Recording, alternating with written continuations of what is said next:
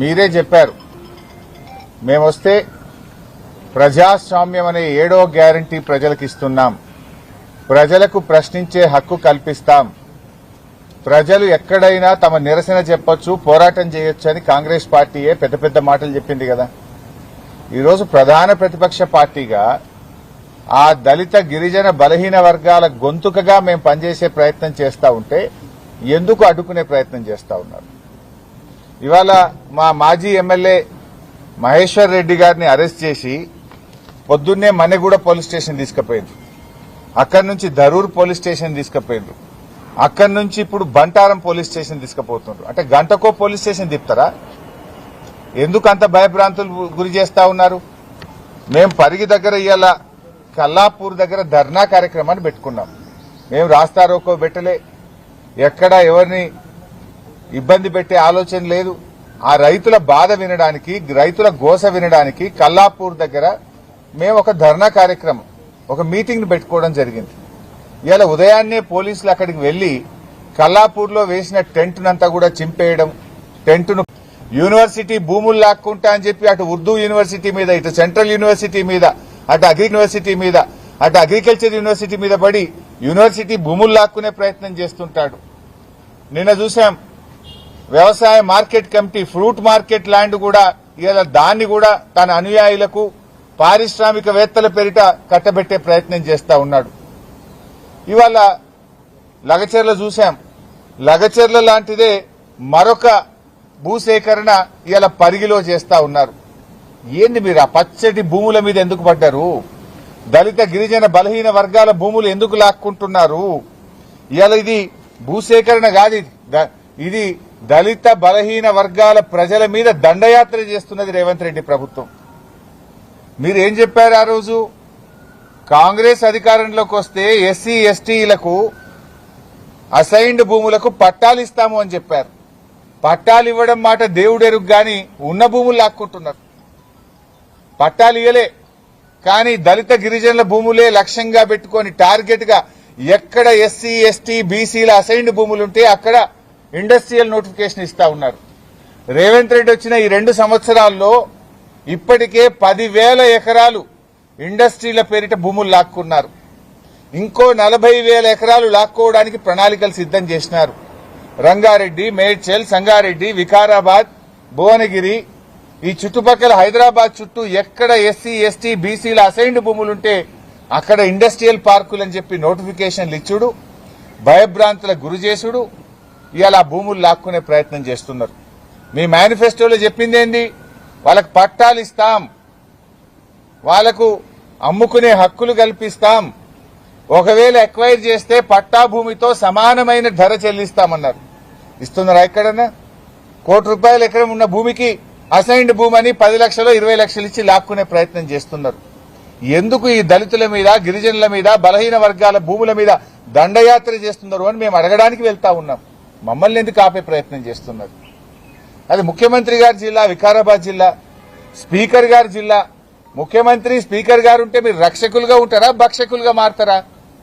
అన్నీ ఉన్న అల్లు నోట్లో శని అన్నట్టు ముఖ్యమంత్రి గారున్నా, స్పీకర్ ఉన్నా అక్కడే దళితుల భూములు, బీసీల భూములు, గిరిజనుల భూములు లాక్కునే ప్రయత్నం చేస్తున్నారు.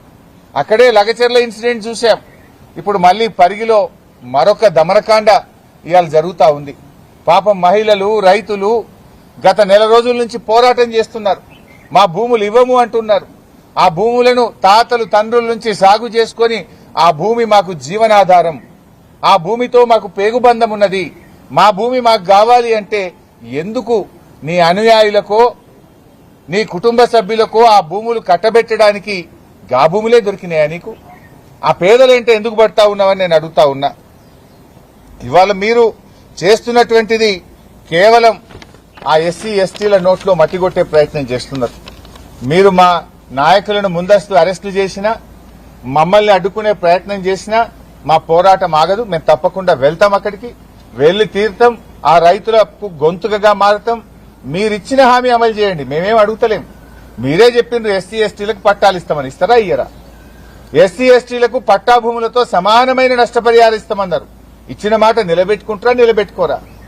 అంటే అధికారంలో వచ్చేదాకా ఒక మాట, అధికారంలో వచ్చిన తర్వాత ఇంకో మాటనా? ఓడ దాటేదాకా ఓడమల్లప్ప, ఓడ దాటినాక బోడమల్లప్ప కథనా ఈ కాంగ్రెస్ కథ? అందువల్ల ఇలా రేవంత్ రెడ్డి ఎట్లయిపోయిందంటే సూర్యుడి చుట్టూ భూమి తిరుగుతుంది అన్నట్టు రేవంత్ రెడ్డి ఆలోచనలన్నీ భూమి చుట్టే తిరుగుతున్నాయి. యూనివర్సిటీ భూములు వదలవు, హిల్ టీపీ పేరిట ఇండస్ట్రీ భూములను వదలవు, నాదర్గుల్ భూముల కథ చూశాం, కోహెడ మార్కెట్ యార్డ్ భూముల కథ చూశాం, లగచెర్ల భూముల కథ చూశాం, యూనివర్సిటీ సెంట్రల్ యూనివర్సిటీ భూముల కథ చూశాం. ఇవాళ చూస్తే పరిగిలో మళ్ళా భూములు లాక్కోవడం. భూములు తప్ప నీకు ఇంకోటి పట్టదా? నువ్వు పాలన చేయవయా అంటే భూములు లాక్కోవడం ఏంది? ముఖ్యమంత్రి ఇందిరమ్మ రాజ్యం అంటూ నాటి ఇందిరమ్మ భూములు ఇచ్చింది, నేటి ఇందిరమ్మ పాలనలో భూములు లాక్కుంటున్నారు. ఎస్సీ ఎస్టీలు మైనార్టీలు బీసీల భూములు లాక్కోవడానికే నీకు అధికారం ఇచ్చిందా? నువ్వు ఎందుకు ఎక్కడ అసైన్డ్ భూమి ఉంటే అక్కడ గద్దల్లాగా ఎందుకు మారుతున్నారు? ఇప్పుడు నిన్న మేము కోహెడకు పోయినాం, తుమ్మల నాగేశ్వరరావు గారు ఏం చెప్పిండ్రు? మేం చెప్పిందే చెప్పింది కదా, ఈ భూమిని మేము బడా పారిశ్రామికవేత్తలకు ఇస్తాం, ఆ దిల్ భూములు హైకోర్టు కేసులున్న భూములు మార్కెట్ కడతామంటాడు. ఆ కోర్టు కేసు దిగాలి ఎప్పుడు, నువ్వు మార్కెట్ కట్టాలి ఎప్పుడు? మేము చెప్పిన దాన్నే ఇలా తుమ్మల నాగేశ్వరరావు గారు కూడా నిజమని ఒప్పుకున్నారు. ఆయనకు ధన్యవాదాలు కూడా చెప్తున్నా నేను. మేము అదే కదా అన్నది. ఆ పారిశ్రామిక ఇప్పుడు ఏమన్నాడు, ఈ మార్కెట్ వేరు ఆ మార్కెట్ వేరు. ఏదైతే మార్కెటింగ్ శాఖ 10 కోట్ల రూపాయలు వెచ్చించి కోహెడలో 200 ఎకరాల భూసేకరణ చేసి అక్కడ ఫౌండేషన్ స్టోన్ కూడా మా నిరంజన్ రెడ్డి గారు మంత్రి గారు వేశారు. ఆనాటి కేసీఆర్ గారి ఆలోచనలతో ఫౌండేషన్ వేసిన 350 కోట్ల నిధులు కూడా సమకూర్చి పెట్టినాం. మీరేమంటున్నారు? రెడీగా ఉన్న భూమినేమో పారిశ్రామికవేత్తలకు టీజీఐసీ పేరు మీద కట్టబెడతాం, ఈ భూమి వేరే వాళ్ళకి ఇస్తాం, పక్కన పంచాయతీలో లిటిగేషన్ లో ఉన్నటువంటి దిల్ భూములు మార్కెట్ యార్డ్కి ఇస్తామంటారు. ఇప్పటికీ 11 ఏళ్ల ఆ పంచాయతీ 2015లో కేసు పడ్డది, ఇప్పుడు 2026 11 సంవత్సరాలైనా హైకోర్టులో కేసు దిగలే. అది ఎప్పుడు దిగుతుందో తెలియదు.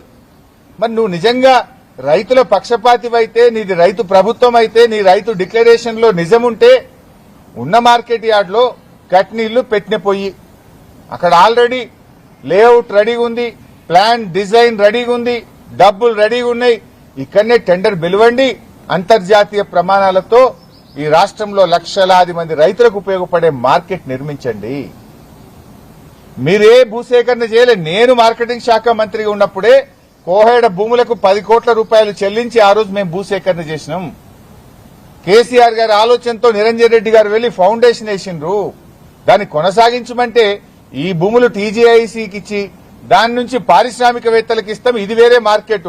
అసలు మార్కెట్ యార్డు రాష్ట్ర ప్రభుత్వం నడిపే మార్కెట్ నేమో పంచాయతీలు పెడుతున్నారు. అదే కావాలంటే పారిశ్రామికవేత్తలకు ఇవ్వండి, ఇక్కడ మార్కెట్ కట్టండి. ఇప్పటికైనా ఈ చిల్లర కార్యక్రమాలు మానండి, భూముల వెంట పడకండి, పేదల భూములు లాక్కోకండి. ఇవాళ 22A లో పెట్టిన భూములన్నీ నిషేధిత జాబితాలో పెట్టి భూ దోపిడీ